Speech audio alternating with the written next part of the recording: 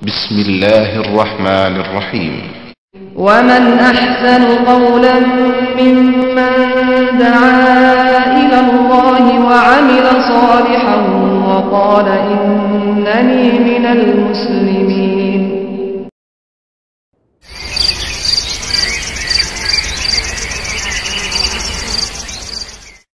الحمد لله نحمده ونستعينه ونستغفره ونؤمن به ونتوكل عليه ونعوذ بالله من شرور أنفسنا ومن سيئات أعمالنا من يهده الله فلا مضل له ومن يضلل فلا هادي له وأشهد أن لا إله إلا الله وأشهد أن محمدا عبده ورسوله. أما بعد فإن خير الحديث كتاب الله وخير الهدي هدي محمد صلى الله عليه وسلم وشر الأمور محدثاتها وكل محدثة بدعة وكل بدعة ضلالة وكل ضلالة في النار. قال الله تبارك وتعالى في كلامه المجيد: أعوذ بالله السميع العليم من الشيطان الرجيم. بسم الله الرحمن الرحيم. يا أيها الذين آمنوا اتقوا الله حق تقاته ولا تموتن إلا وأنتم مسلمون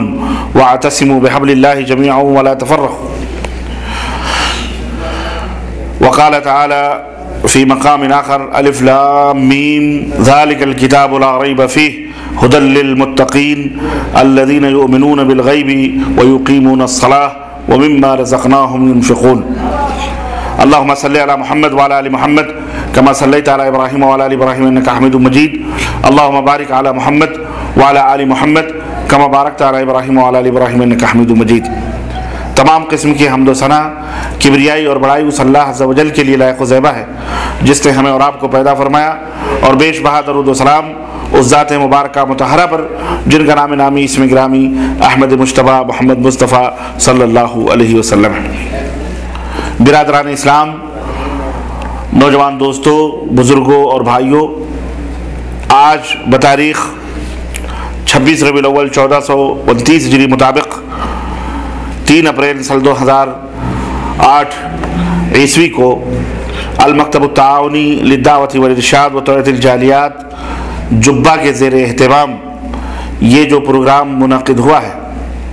اس میں جس موضوع پر آپ حضرات سے گفتگو کرنے کی سعادت حاصل کرنے جا رہا ہوں، وہ بڑا ہی اہم اور بڑا ہی ضروری اور بڑا ہی بے مثال اور انوکھا موضوع ہے، اور وہ ہے قرآن کے دشمن۔ اللہ عز و جل سے دعا ہے کہ اللہ تبارک و تعالی ہمیں اور آپ کو اپنے اس کلام پاک اور اپنے کلام عزیز کی عزت اور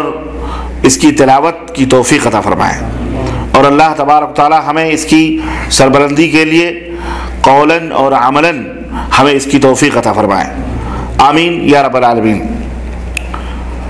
دوستوں اور بھائیوں،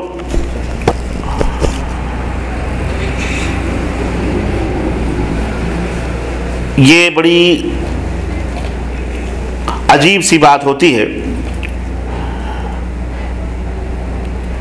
کہ اعلانات کے ذریعے لوگوں کو اطلاع کیا جاتا ہے کہ اللہ اور اس کے رسول کی باتیں ہوں گی، دین اسلام کا تذکرہ ہوگا، اپنے گزشتہ اسلاف کی سیرت اور ان کی تاریخ اور ان کے بارے میں کچھ گفتگو آپ حضرات سے کی جائے گی، مسلمانوں کو بتلایا جاتا ہے، اعلان کیا جاتا ہے۔ اس کے باوجود بھی ہم ایسے لوگ ہو چکے ہیں اور ایسے ہم سست یا مردہ دل ہو چکے ہیں کہ ہمارے ذہن و دماغ پر ان اعلانات کا اور ان تمام جد و جہد کا، کوششوں کا جو بیچارے کرتے ہیں، ان کا کوئی خاصا اثر نہیں پڑتا ہے۔ لیکن اگر یہی اعلان کسی فاسق و فاجر اور کسی بے غیرت بے حیا آدمی کے لیے کیا جائے، یا کسی کھلنڈرے کے لیے کیا جائے، یا کسی پلیئر کے لیے کیا جائے، یا کسی ناچنے گانے والے کے لیے کیا جائے، تو ہم اپنے وقت میں سے، اپنی زندگی میں سے صرف وقت ہی کی قیمت نہیں صرف کریں گے، بلکہ جیب سے بھی پیسے صرف کر کے وہاں پہنچنے کے لیے ہم لوٹ مار کریں گے، اور مار کٹائی کر کے ہم وہاں پہنچ کر چاہے جوتوں میں بیٹھنا پڑے، چاہے کھڑے ہونا پڑے، بہرحال ہم وہ اپنی عزت سمجھیں گے۔ یہ غیروں کی بات میں نہیں کرتا، خود اپنے مسلمان بھائیوں کا ہمارا اپنا یہ حال ہو چکا ہے۔ تو آپ یہ بتلائیں کہ میں نے جو اس موضوع کو منتخب کیا ہے، یہ قرآن کے دشمن، یہ قرآن کے دشمن بظاہر ہماری نظروں میں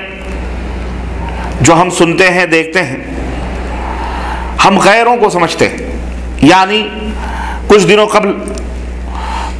کسی یورپین ممالک کے کسی ادیب نے، کسی رائٹر نے، جرنلسٹ نے، کسی اخبار لکھنے والے نے، کچھ ہفتے قبل کی بات ہے، شاید آپ کو معلوم ہو، اخبارات کے ذریعے، ٹیلی ویژنوں کے ذریعے، انٹرنیٹ کے ذریعے سے، کہ اس نے قرآن پاک کی توہین کی اور اس قرآن پاک کو مکمل اس نے فتنہ قرار دیا دور حاضر کا، اور کہا مسلمانوں کا جو یہ قرآن ہے یہ فتنہ ہے، یعنی پوری دنیا کے اندر یہ ایک بم ہے جس سے پوری انسانیت ہلاک اور برباد ہو جائے گی، اور جس کے اندر ایسی تعلیمات موجود ہیں کہ جن تعلیمات کے اوپر عمل کر کے دنیا ہلاکت و تباہ اور برباد ہو جائے گی۔ اس لیے اس نے اس موضوع پر ایک فلم بنائی، اس موضوع پر اس نے ایک ڈاکومنٹری تقریباً 15-20 منٹ کی فلم بنائی، اور اس نے فلم بنا کر کے یورپ میں، امریکہ میں، دنیا کے کونے کونے میں اس کو پھیلانے کی کوشش بھی کی۔ یہ اور بات ہے کہ اس کے خود مخالفین اس کے اپنے ملک میں، اس کے اپنے گھر میں پیدا ہوئے، اور لوگوں نے اسے جو ہے اس سے روکا، ڈسٹرب نہیں کرو، یہاں سے ہٹو، یہاں سے ہٹو، اگر بات کرنا ہے تو یہاں مت بیٹھو، سکون کے ساتھ بیٹھو، چپ چاپ سائڈ میں بیٹھو، ادھر بیٹھو۔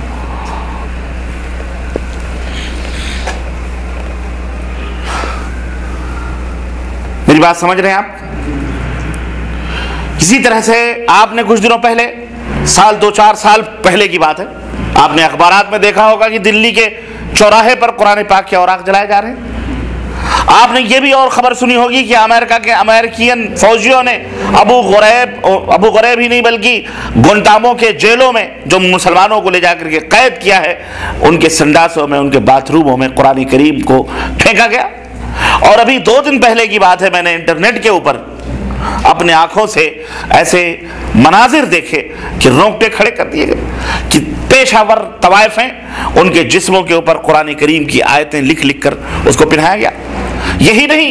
کہ ہم کہتے ہوئے ہم لرزتے ہیں، ہم کانپتے ہیں کہ جناب علی وہ باتھ روم، وہ ٹوائلٹ جس کے اوپر آدمی بیٹھ کر کے، یورپین ٹائپ کے جو اٹالی ٹائپ کے ہوتے ہیں، بیٹھ کر کے قضائے حاجت کرتا ہے، اس کا جو ڈھکن ہے جس پر جن کو ڈھکا جاتا ہے، اس ڈھکن کے اوپر لا الہ الا اللہ محمد الرسول اللہ لکھا گیا ہے۔ یہی نہیں بلکہ وہ سینڈلیں، جو جوتیاں یہ طوائف ہیں، یہ رنڈیاں یا یہ جو فاحشہ قسم کی عورتیں استعمال کرتی ہیں، ان چپلوں کے اوپر قرآنی آیات، ان سینڈلوں کے اوپر قرآنی آیات لکھے گئے ہیں۔ یہ کون کر رہا ہے؟ یہ اس وقت کی میڈیا، اس وقت کے وہ لوگ جو اپنے آپ کو انسانیت کے بہت بڑے علمبردار سمجھتے ہیں، جو لوگ اپنے آپ کو انسانیت کو آزاد کرانے کا جنہوں نے بیڑا اٹھایا ہوا ہے، جو یہ کہتے ہیں کہ دنیا غلام ہے، دنیا کو ہم ایک نئی دنیا میں لانا چاہتے ہیں، دنیا کو ہم ایک نئے دور میں لانا چاہ رہے ہیں، دنیا کو ہم ترقی کی راہوں پہ لے جانا چاہ رہے ہیں، دنیا کو ہم جو ہے روشنی میں لانا چاہتے ہیں، یہ وہ لوگ یہ باتیں کہتے ہیں۔ اور دیگر مذاہب اور دیگر دینوں کی کتابیں، ان کے دھرموں کی باتیں، ان کے مذہبوں کی باتیں انہیں نہیں ملتی۔ اگر دنیا میں اگر انہیں کوئی نظر آتا ہے تو کون نظر آتا ہے؟ مسلمان۔ ان کی اپنی مذہبی کتاب، وہ قرآن جو پوری دنیا کے لیے آج بھی چیلنج ہے۔ اللہ رب العزت نے جسے قرآن کریم میں ارشاد فرما کہ ان کنتم علی ریب، اے لوگو اگر تمہیں کوئی شک ہے، اگر تمہیں کوئی شبہ ہے اس کتاب کے بارے میں جو ہم نے اپنے نبی محمد صلی اللہ علیہ وسلم کے اوپر نازل کیا، جو ہم نے اپنے نبی حضرت محمد صلی اللہ علیہ وسلم محمد رسول اللہ پر نازل کیا، اگر تمہیں کوئی شک ہے فَدُعُوا شُهَدَاءَكُم مِّن دُونِ اللَّهِ، تو لاؤ اپنے تمام بڑے بڑے لوگوں کو اللہ کے علاوہ اور جمع کر کے فَأْتُوا بِسُورَةٍ مِّن مِّثْلِهِ، ایک صورت اس کی طرح،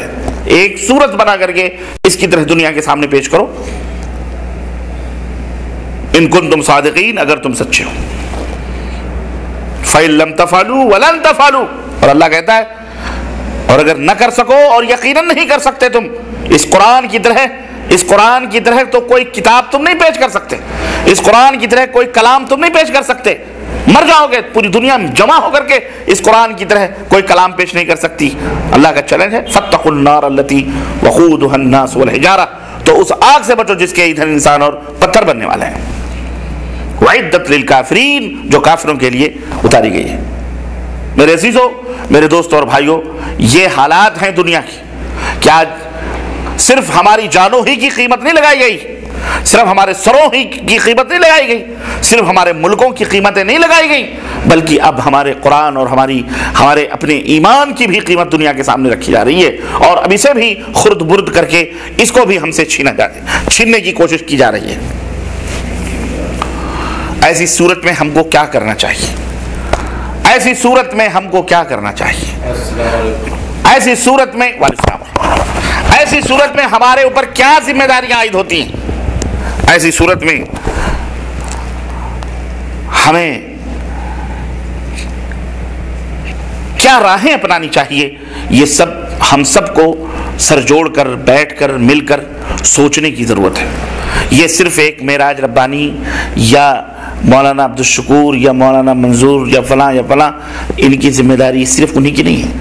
ایز اے مسلم ہم سب کی ذمہ داری ہے۔ یا ایھا الذین آمنوا اتقوا اللہ حق تقاتہ، اے وہ لوگو جو ایمان لائے ہو اللہ سے ڈرو جیسا کہ ڈرنے کا حق ہے۔ ہر ایمان کے دعوے دار کو چاہیے کہ وہ تقوی اختیار کرے، وہ پرہیزگاری اختیار کرے جیسا کہ اختیار کرنے کا حق ہے۔ وَلَا تَمُوتُنَّ إِلَّا وَأَنْتُمْ مُسْلِمُونَ، اور جب تک سانس کے آخری لمحے تک مرنے تک تمہیں مسلمان رہنا ہے۔ یہ نہیں کہ ہم نے کلمہ پڑھ لیا مسلمان ہو گئے بس اس کے بعد ہم کچھ بھی کرتے پھرے، نہیں، بلکہ اللہ فرماتا ہے وَلَا تَمُوتُنَّ إِلَّا وَأَنْتُمْ مُسْلِمُونَ، تم زندگی کی آخری سانسوں تک تمہیں اسلام میں رہنا ہے۔ اگر تم امان چاہتے ہو، اگر تم نجات چاہتے ہو، اگر تم خیر چاہتے ہو، بھلائی چاہتے ہو تو وَاعْتَصِمُوا بِحَبْلِ اللَّهِ جَمِيعًا، اور اللہ کی رسی کو مضبوطی کے ساتھ پکڑ لو، وَلَا تَفَرَّقُوا، اور ٹکڑے ٹکڑے نہ بنو۔ یہ ستیزہ کار رہا ہے ازل سے تا امروز چراغ مصطفی سے شرار ابوالہبی۔ یہ قرآن جب سے آیا، صاحب قرآن جب سے اس دنیا کے اندر آئے، میرے بھائیوں میرے عزیزوں، بلکہ یہی نہیں بلکہ جب سے یہ دنیا بنائی گئی اور اللہ تبارک تعالیٰ نے انسان کو پیدا کیا، بابا آدم کو اماں حوا کو جنت میں رکھا، اور جنت میں رکھنے کے بعد اس کے بعد